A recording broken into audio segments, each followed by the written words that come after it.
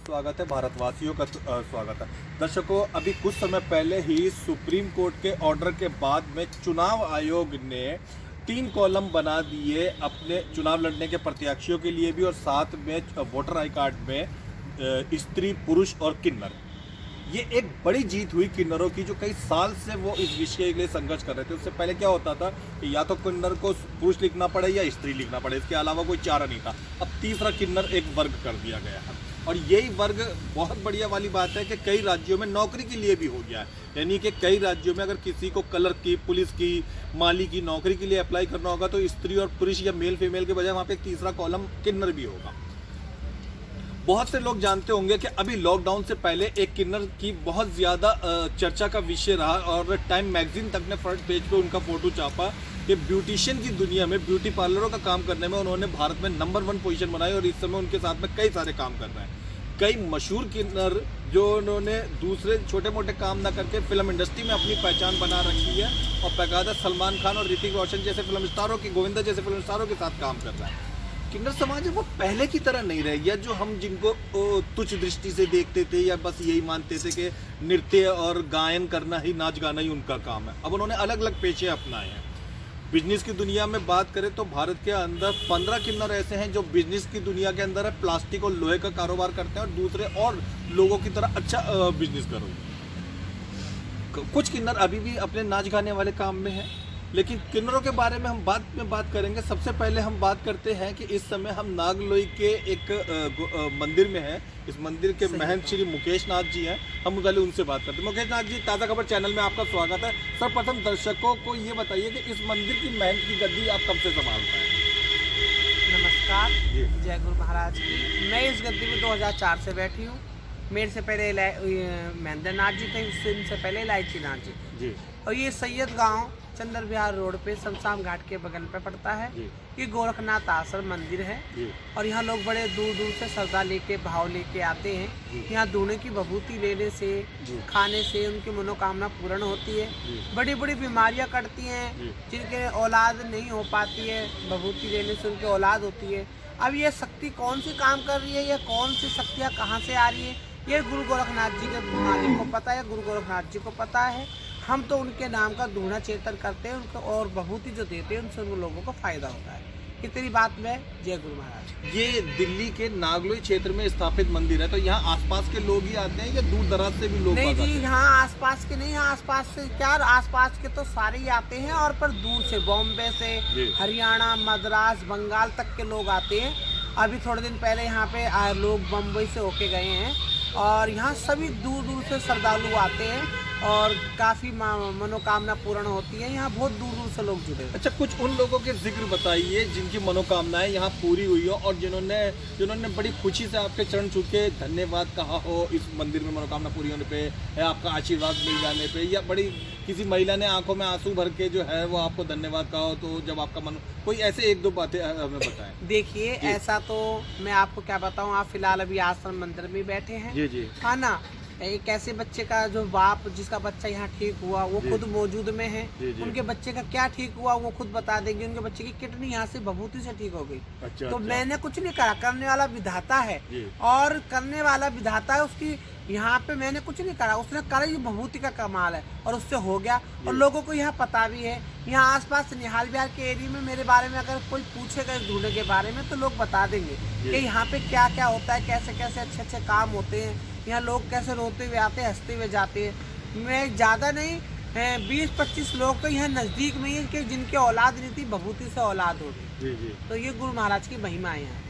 तो आप ये बताइए मुकेश नाथ जी कि ये अलौकिक चमत्कार, ये गुण, ये रूहानी ताकत, ये कहाँ से प्राप्त होती है आपको कि लोग खाली चंगे होके जाते हैं, रोते रोते आते हैं? ये गुरु महाराज की कृपा है। मैं तो ध्यान लगाती हूँ, और ध्यान लगाती हूँ, लोगों की श्रद्धा भावना करती हूँ, लोगों को, उस मालिक को रिझाती हूँ। उस मालिक के आगे जब लोगों की मैं फरियाद करती हूँ, तो मुझे थोड़े दिन में ही पता लगा था उनके घर में खुशी आई। बहुत अच्छी बात कही आपने। अच्छा, इस समय कोरोना काल चल रहा है भारत के अंदर में, और सरकार सेंट्रल गवर्नमेंट बार बार गाइडलाइन जारी कर रही है मास्क के लिए, सैनिटाइजर वगैरह के लिए, तो यहाँ आए हुए भक्तों को आप क्या निर्देश जारी करती हैं जब वो मंदिर में प्रवेश करते हैं? जब वो आते हैं मैं उनको बोलती हूँ भाई मास्क भी लगाओ और सैनिटाइजर रखा हुआ है वो भी करो, और हमने भी पूरी तरह से हम पूरे आश्रम में सैनिटाइजर भी करवाते हैं, सारे काम करते हैं, क्योंकि देखो बीमारी है, बीमारी से कोई लाड़ता है नहीं, तो बीमारी को बीमारी के तरीके से ही लेते हैं। पर हाँ ये भी है कि मालिक जो करता है वही होता है, इंसान के हाथ में कुछ नहीं। फिर भी आप अपनी तरफ से साफ सफाई हाँ, का मैं पूरा अपनी पूरी प्रबंधन साफ करते हैं। सफाई में अपनी तरफ से पूरा ध्यान रखती हूँ,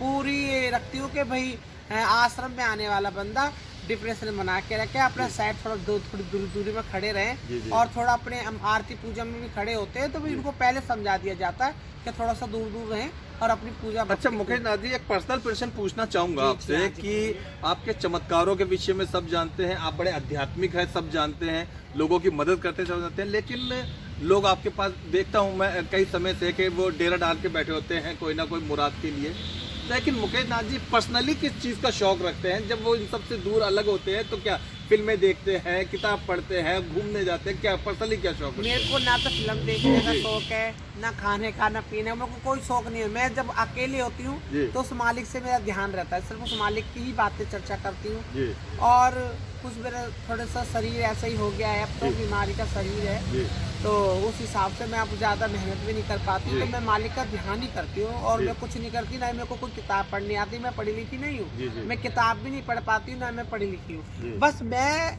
मालिक की जो आराधना है, मालिक से जो विनती है, जो मैं किन्नर हूँ, और जो किन्नरों के बारे में मैंने सुना है, किन्नर एक संत होते हैं, जन्मजात संत होते हैं, तो मैं उस संत की उससे मैं उस मालिक को रिझाती हूँ, वो मेरी बात सुनता है और मैं रिझाती हूँ, और मुझे पता लग जाता है थोड़े दिन में कि जिसके लिए मैंने दुआ मांगी वो पूर्ण हो। अच्छा दर्शकों, आप में से बहुतों को मालूम होगा कि शिव जी को भी अर्धनारीश्वर शब्द से अलंकृत किया जाता है, साथ में किशन जी की बहुत सारी गोपियां जो ना नर थी ना मादा थी, वो किशन जी से बड़ा प्रेम करती थी। साथ में ये भी ज़रूर बहुत से लोगों को मालूम होगा कि महाभारत के युद्ध में एक कुछ खास विरोधियों को मारने के में भी एक किन्नर का बहुत बड़ा योगदान रहा। साथ में ये भी मालूम होगा, मुझे उम्मीद है कई सारे दर्शकों को, कि कई जगह पे विष्णु भगवान ने भी स्त्री का रूप धर के जो है वो कई कार्य सदकार्य जो है वो देवताओं के लिए करें। यानी हम पुराणों से और पुरानी कहानियों से, प्राचीन काल से देखते आ रहे हैं, तो समाज में कहीं ना कहीं किन्नर स्थापित है। अच्छा मुकेश नाथ जी, ये पूछना चाहूँगा कि आजकल पिछले कई सालों से दिल्ली में बस स्टॉपों पे, रेड लाइटों पे कुछ किन्नर लोग मौजूद होते हैं, आती जाती कारों मोटरसाइकिलों को ज़बरदस्ती या फिर चेप चाप होके उनसे पैसे की डिमांड करते हैं। ऐसे किन्नरों के विषय में अक्सर अफवाह आती है कि वो ओरिजिनल है या नहीं है, क्या है क्या नहीं है, आप इस विषय में बताएं।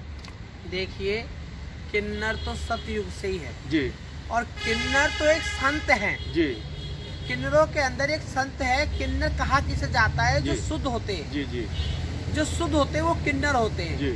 और क्या है, लेकिन हमारे कुछ ऐसे लोग, हमारी ढिलाई की वजह से, किन्नरों की ढिलाई की वजह से, कुछ व्यापारी किन्नर जो मर्द होते हैं, मर्द होने के बाद भी ये किन्नर का रूप धारण करके लाइटों पे, बत्तियों पे रातों को खड़े होना, गंदी बातें करना, इन्होंने किन्नरों को बदनाम कर दिया है। मैं तो उस चीज़ से भी खिलाफ रहती हूँ कि गरीब आदमी के घर जाकर इतनी मोटी मोटी जो बधाइयाँ लेते हैं वो नहीं लेनी चाहिए। मतलब गरीब आदमी को गरीब आदमी की तरह हैंडल करना चाहिए, और जिसके पास देने के लिए जगह है उसकी तो कोई बात ही नहीं है, वो तो चाहे लाखों रहे, लेकिन गरीब आदमी को दुखी ना कर कर जो ये बने हुए किन्नर हैं या कोई किन्नर है, जो असली किन्नर हैं, जो माँ शक्ति के से विराजमान हैं, जो माँ शक्ति पीठ की शक्ति को चला रहे हैं, किन्नर समाज के लोग, हमारी चारों चटाइयों के जो किन्नर हैं, मैं उनसे भी आग्रह करना चाहती हूँ कि हमारे जो किन्नर समाज के लोग बीच में जो गलत किन्नर हैं उनको रोका जाए, नहीं तो आने वाले समय के अंदर जो सही किन्नर है वो भी बदनाम हो जाएंगे, जो संत किन्नर है वो भी बदनाम हो जाएंगे, जो किन्नर अच्छे कर्म को कर रहे हैं। हमारे जो किन्नर समाज के लोग हैं, समाज के लिए बहुत अच्छा अच्छा काम करते हैं, बहुत अच्छे अच्छा गरीब लड़कियों की शादी करते हैं, गरीबों का साथ देते हैं, अच्छाई बुराइयों को बख्शते हैं। लेकिन जो बने हुए किन्नर हैं उन्होंने क्या हाल कर रखा है कि किन्नरों की कमाई से अपना संसार चलाते हैं, पीते खाते रोडों पे गलत और जी, हर जी। आदमियों को उल्टा सीधा बोलते, जी। वो मुझे पसंद नहीं है। जी। ये मेरे सभी भाइयों से, सभी किन्नर समाज से, सभी माताओं बहनों से कहे तो ऐसे किन्नरों से बचें। जी, जय गुरु महाराज। बहुत अच्छा, बहुत अच्छी बात कही आपने।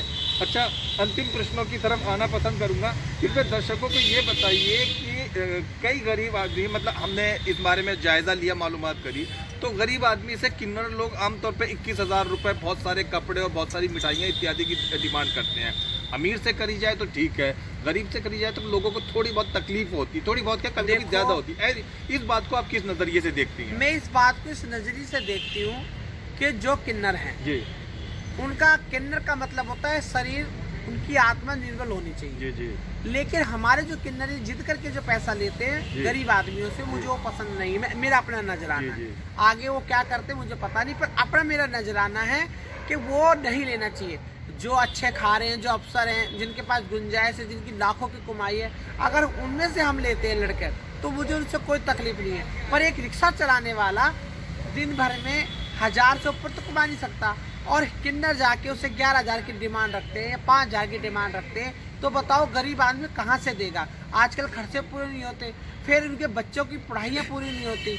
तो मेरा कहने का फर्ज ये है, एक किन्नरों को समझा दिया जाए कि गरीब आदमी से 2100-3100 से ज़्यादा ना लिया जाए। इस बात से मैं भी मौजूद हूँ। मैं भी आपके एक कहने किन्नर का हूँ। मतलब है कि जिस तरीके से बैटरी रिक्शा के किराए का समाज ने एक तरीके से फिक्स करा हुआ है, मंदिर में चढ़ावे का फिक्स करा, तो आप ये कहना चाहती हैं कि गरीब आदमी से भी एक तरीके से फिक्स किया जाए सामाजिक रूप हाँ से? जी, हाँ जी, मैं ये कि- चाहती हूँ कि गरीब आदमी से भी, मैं निहाल बिहार की किन्नर हूँ। जी, जी। मैं निहाल बिहार मेरा इलाका है। जी जी मैं बॉम्बे वाली आशा की चेला हूँ। जी। ये निहाल बिहार मेरा इलाका है, जी। मैं इसकी मालक हूँ निहाल बिहार जी, जी, जी। पर मैं फिर भी बाबा जी बनी हुई, मुझे इनसे कोई वो लेना देना नहीं है। किन्नरों से मैं ना उनका खाती हूँ ना उनका लेती हूँ।